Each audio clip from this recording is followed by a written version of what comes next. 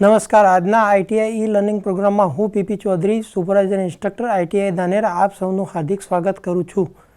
આજે આપણે આઈટીઆઈમાં ચાલતા કોમ્પ્યુટર ગ્રુપ અંતર્ગત HTMLમાં જાવાસ્ક્રિપ્ટ એમ્બેડ કરીને વેબ પેજ કઈ રીતના બનાવવું તેના પ્રેક્ટિકલ વિશે તાલીમ સહ માર્ગદર્શન મેળવીશું.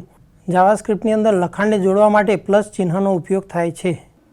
અહીંયા આપણે એક પ્રોગ્રામમાં બોડી સેક્શનની અંદર સ્ક્રિપ્ટ ટેગનો ઉપયોગ કરીને જાવાસ્ક્રિપ્ટનો ઉપયોગ કરેલ છે, જેની અંદર વેરિયેબલ તરીકે ટેક્સ્ટ આઈટીઆઈ લર્નિંગ ડિફાઇન કરેલ છે.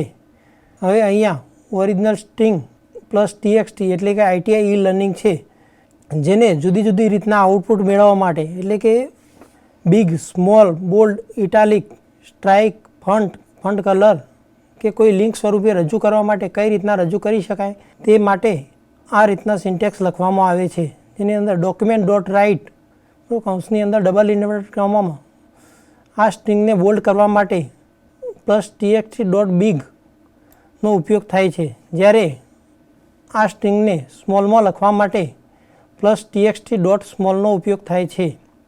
એ જ રીતના આ સ્ટ્રિંગને બોલ્ડ કરવા માટે પ્લસ ટીએક્સટી ડોટ બોલ્ડનો ઉપયોગ થાય છે, જ્યારે ઇટાલિક કરવા માટે પ્લસ ટીએક્સટી ડોટ ઇટાલિક્સ સિન્ટેક્સનો ઉપયોગ થાય છે.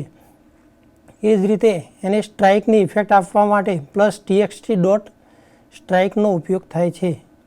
એ જ રીતે આ સ્ટ્રિંગના ફન્ટને કલર આપવા માટે plus TXT dot front colour, અને અહીંયા જે કોઈ પણ કલર આપવો હોય સ્ટ્રિંગને એ કલર લખવાનો રહેશે. એ જ રીતે એને લિંક સ્વરૂપે રજૂ કરવા માટે પ્લસ ટીએક્સટી ડોટ લિંક, અને અહીંયા જે તે લિંકનું એડ્રેસ લખવાનું રહેશે.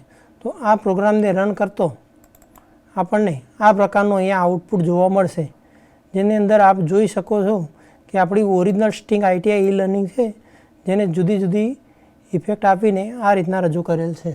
તો આજે આપણે આ પ્રેક્ટિકલમાં HTMLની અંદર જાવાસ્ક્રિપ્ટને એમ્બેડ કરીને વેબ પેજ બનાવતા શીખ્યા. આભાર.